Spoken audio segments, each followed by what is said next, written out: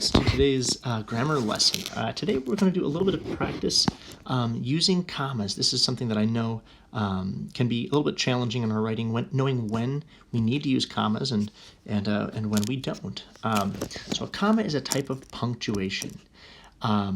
It's something that we use to mark kind of small pauses in sentences, and also to break sentences up without completely stopping, like we do with a period.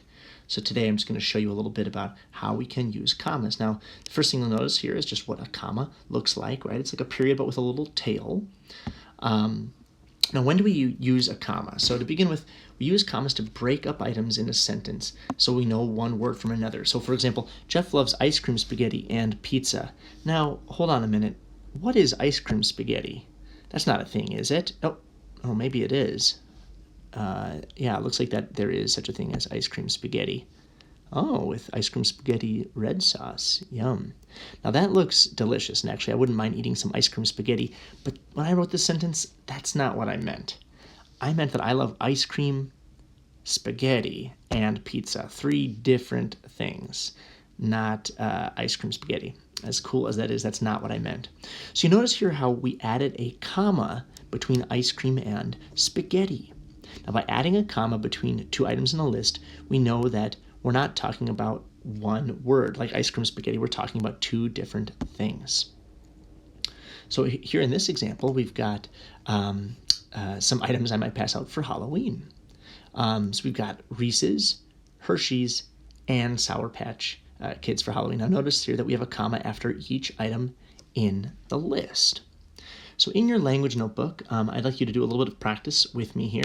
Let's go ahead and give this a try.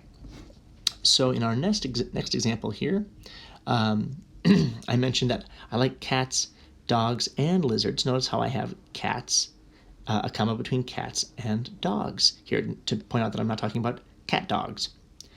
And in your language notebook, I'd like you to try the next example on your own. I'm going to have coffee, eggs, and bacon for breakfast.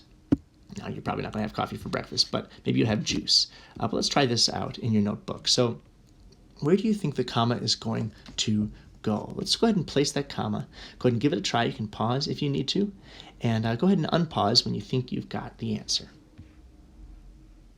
All right, I'm going to go ahead and give it a try myself here. I'm going to have coffee, eggs, and bacon for breakfast. Where are the items that are being listed? Now, I'm not talking about coffee eggs. So I'm going to put a comma here between coffee and eggs. All right, so we're going to practice commas in a series. We talk about things being in a series when there's a number of items in a row. And I'm going to have you try that out on your own here this week. And let me know if you have any questions. We're going to practice that up to 80% on IXL. And, well, I look forward to seeing your work.